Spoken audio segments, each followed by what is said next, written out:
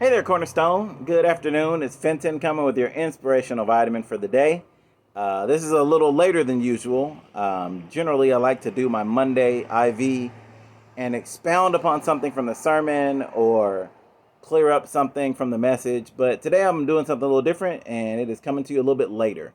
But I still hope that it gives you some inspiration to start off your Monday. I'm going to read over in John chapter 19. This is during Friday, Good Friday, when Jesus was crucified. It's a little detail that I think is easy to sort of gloss over, but I think to me it's very impactful. And I hope that as we read it and talk about it, that you'll be impacted as well. This is John chapter 19 and verse 17. It says, "They took Jesus, therefore, and he went out bearing his own cross to the place called the place of a skull, which is called in Hebrew Golgotha. There they crucified him, and with him two other men, one on either side, and Jesus in between. Pilate also wrote an inscription and put it on the cross. It was written, 'Jesus the Nazarene, the King of the Jews.'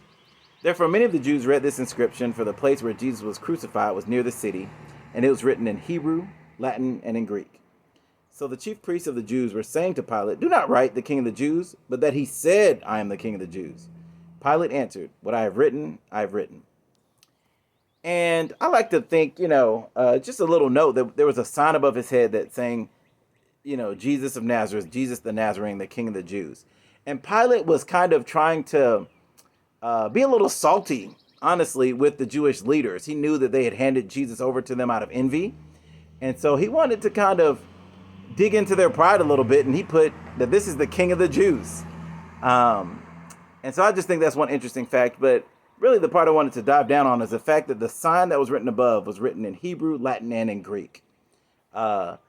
It's interesting to think about that anyone who passed by, no matter what their background was, if they lived in these Roman times, they would have been able to see Jesus of Nazareth, the King of the Jews.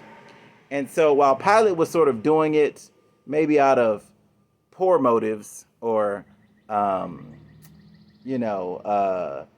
as a way to sort of get back at the Jewish leaders because he was upset with them, I think God was able to probably use that to reach a lot of people that, hey, this really was the King of the Jews. And so later after Jesus' resurrection, and just imagine his followers sharing the message about him, there were people that had walked by and had seen it and seen that Jesus was the King of the Jews.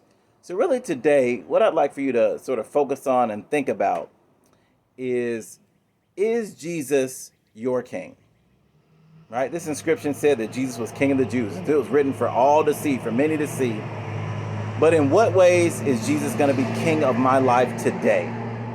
What decision can I make as I listen to this vitamin right now about the lordship and kingship of Jesus in my life? Because he is a benevolent king.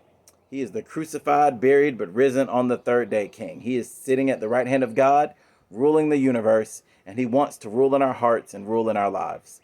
So that is my encouragement, is don't let it just have been something that was written on a sign above his head as he was crucified, but let it be written in our hearts that Jesus is the King.